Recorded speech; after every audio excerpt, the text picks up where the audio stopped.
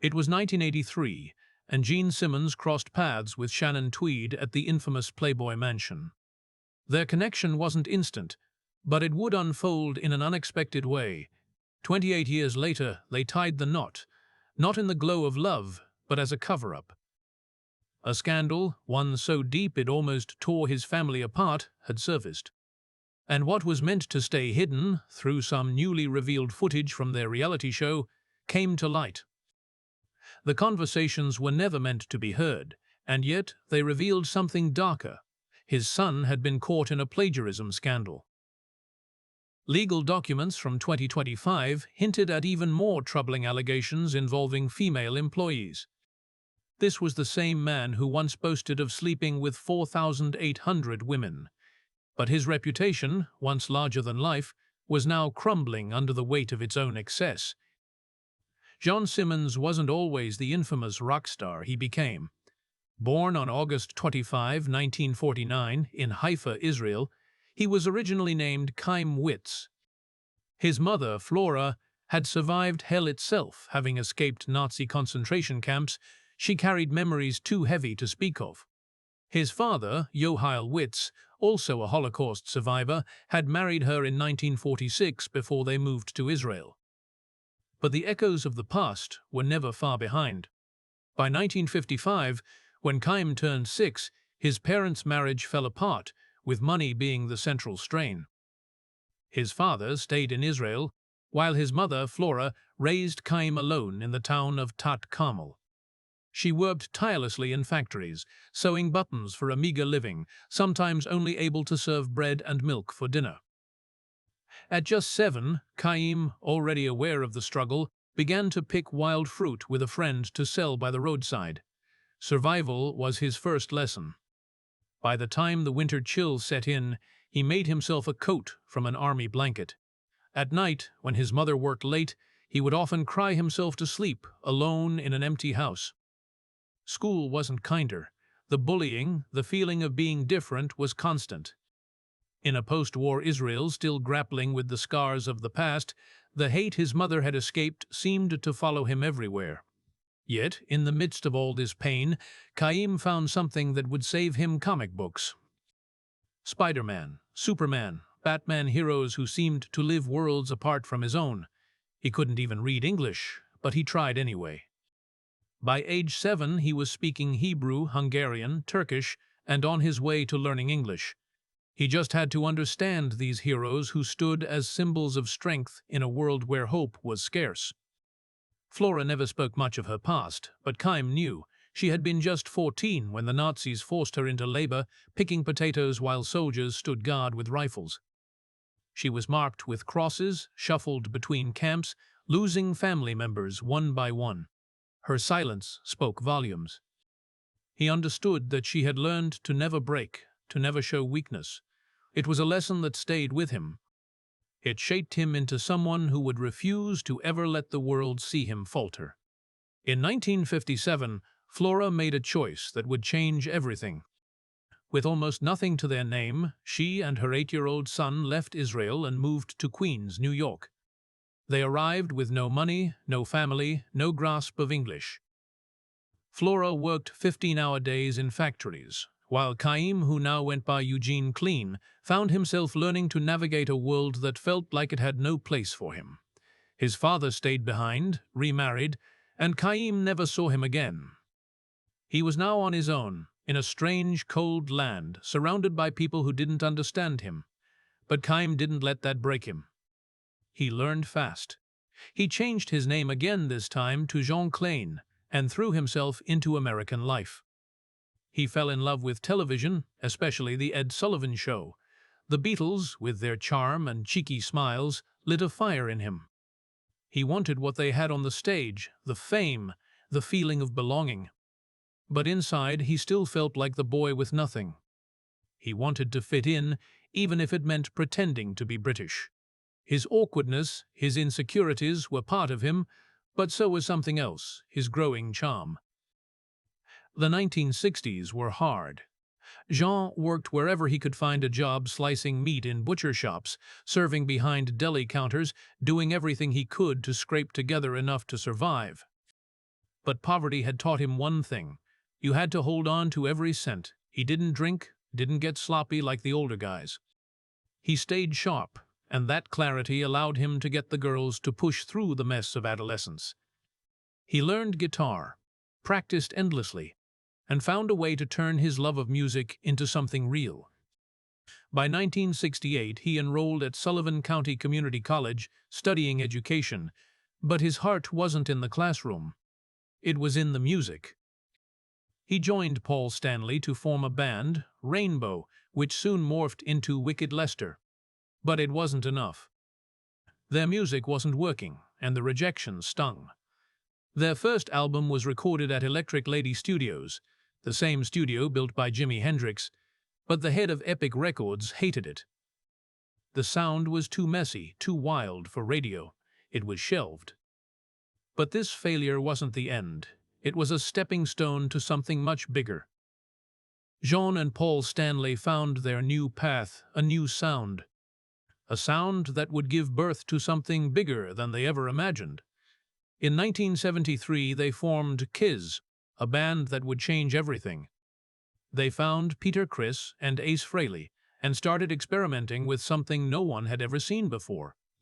Makeup, fire, blood. They were creating a spectacle, not just music.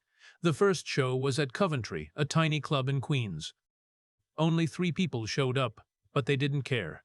They were unstoppable.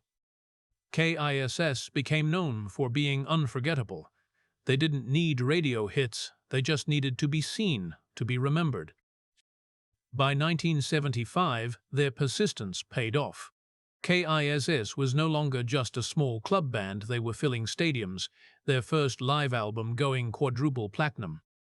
Jean's wild persona, the fire, the blood, the demon, became legendary, but it came with a dark side. Jean's obsession with sex became a part of his image. He kept Polaroids of his encounters, boasting about the women he'd been with, a habit that shocked even his closest friends. Then came the 2011 reality show, where Shannon Tweed discovered the photos. In a very public moment, she burned them, bringing an end to that chapter of Jean's life. But the fire that burned in KISS on stage and in their hearts would never die out. Their journey wasn't just about fame, it was about transformation. From a boy with nothing to a rock icon, Jean Simmons, the man who once felt like an outsider, had finally found his place. And so, the man who had once used scandal to fuel his fame found redemption in the very fire he once controlled. The rock star, the rebel, and the demon Gene Simmons was no longer just a legend. He was a survivor. In 1975, KISS took the world by storm with their live album Alive, a title inspired by Slade's 1972 live album. It was more than just an album, it was their statement. The makeup, the fire, the theatrics, it all worked. They weren't just another band anymore, they were the future of rock. By 1976, they pushed even further with Destroyer, an album that would elevate their sound in ways no one expected. Produced by Bob Ezrin, it included strings, a children's choir, reversed drum sounds, and effects that were unlike anything in rock at the time. Destroyer shot up to number 31 on the Billboard Hot 100, and God of Thunder, Gene's signature dark anthem, stood out with its screams and ominous tone. But the road to Destroyer wasn't easy. Ezrin didn't take their demos lightly. He rejected almost all of the 15 tracks the band brought him, even rewriting their songs and rearranging the music. On Detroit Rock City, he played bass himself. Some of the tracks even borrowed from classical music, including a piece from Beethoven's Sonata Pathétique, which was sampled for Great Expectations. They recorded the album during breaks from their Alive tour, with sessions running late into 1975 and continuing into 1976. Gene's ego soared with each success, but he made sure his own persona remained front and center. As the 70s wore on, KISS transformed their shows into larger-than-life spectacles. The Dynasty Tour of 1979 was a perfect example. Gene flew across the stage. Ace Frehley's guitar shot rockets at smoke, spewing props all thanks to their technician, John Elder Robeson, who created jaw-dropping effects. The tour spanned 92 shows across North America, but even the grandest spectacle couldn't hide the cracks beginning to form. Some venues were too empty, the sound wasn't what it used to be, and Peter Criss, battling his personal demons, became increasingly difficult to work with. By the end of the Dynasty tour, it was clear the original band was unraveling. Fans felt it too. KISS had gone from rebellious rockers to a band that could draw families, with disco creeping into their sound. In 1978, things got even stranger. KISS starred in a made-for-TV movie, Kiss Meets the Phantom of the Park, which became a cult classic, mostly because it was so bad. Gene, ever the self-promoter, relished the attention, but the rest of the band hated it.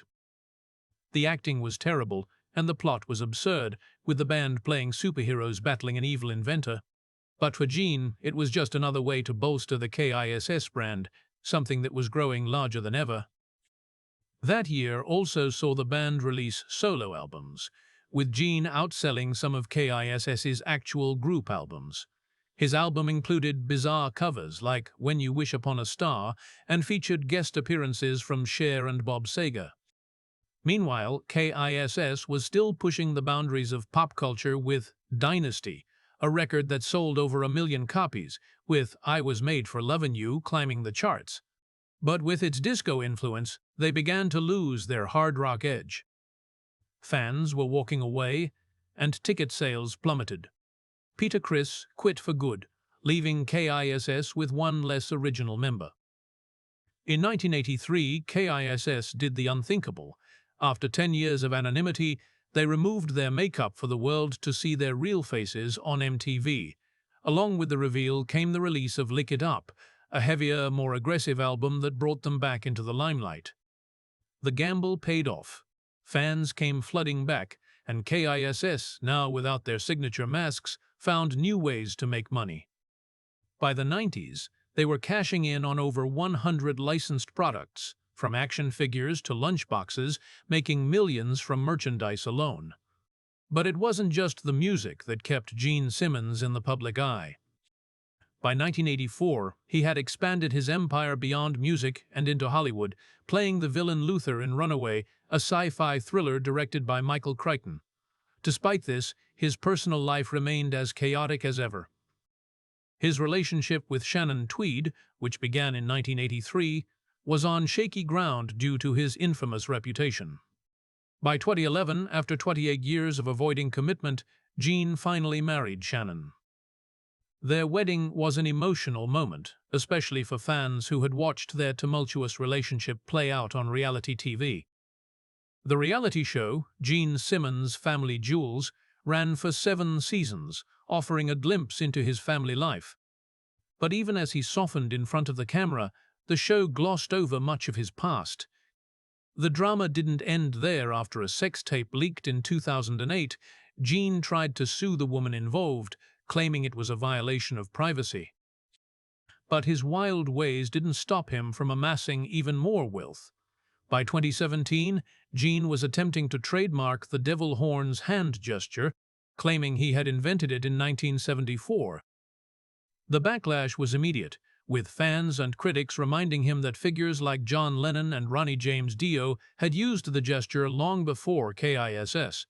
He dropped the trademark filing quickly, but the stunt showed how far he was willing to go to control the KISS brand.